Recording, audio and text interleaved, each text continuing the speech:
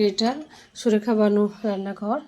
দেখুন আমি মুগ ডাল দিয়ে মুগ ডালের কষাই করি। আপনারা দেখছেন সুরেখা কিচেন ডিজিটাল ক্রিয়েটার, আমার নাম দেওয়া আছে ইউটিউবে।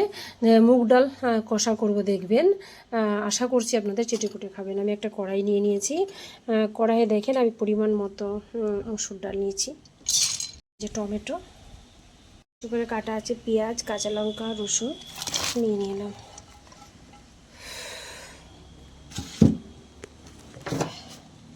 তারপরে পরিমাণ মতো হলুদের গুঁড়ো, লঙ্কার গুঁড়ো, লবণ, স্বাদ মতো ধনে গুঁড়ো। আমি ভালো করে এটাকে ফ্রাই করে নেব। অনেকক্ষণ হবে, আপনারা অল্পক্ষণ মেখে কিন্তু ছেড়ে দিবেন না। যতক্ষণ না জিনিসটা ভালো করে একে অপরের গায়ে লেগে যায় ততক্ষণ আপনারা ছাড়বে না।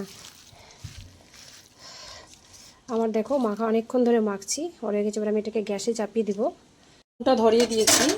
এবার আমি এটাকে হালকা মিডিয়াম ফ্লেমে আমি কষতেই থাকবো যতক্ষণ না এটা আমার লাল হয়ে যাবে।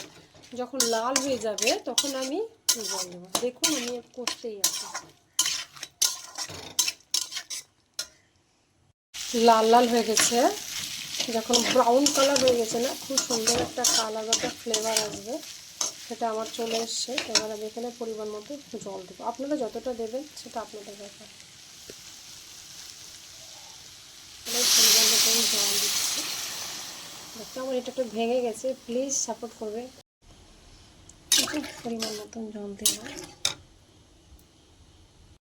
এত সুন্দর ফ্লেভার এসছে, এত সুন্দর একটা সেন্ট আসছে, আপনাকে কি বলবো। ঘন ঘন কিন্তু নাড়তেই থাকবেন। আপনারা চাইলে প্রেশার কুকারে দিতে পারতেন, আমি কিন্তু দিইনি, আমার কিন্তু কড়াইয়ে ভালো লাগে। আলু দিয়ে মসুর ডাল, এদিকে আমি এটাকে ছনকে নিব। এটা আমি আলাদা চুলায় বসিয়ে দিয়েছি। দেখো এটাকে ভালো করে লাল করে ভেজে নেব। আমার তখন আমি মসুর ডালে দিয়ে দেব।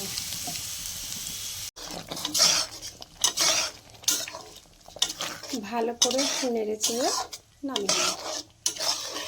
অসাধারণ হয়েছে, অসাধারণ হয়েছে।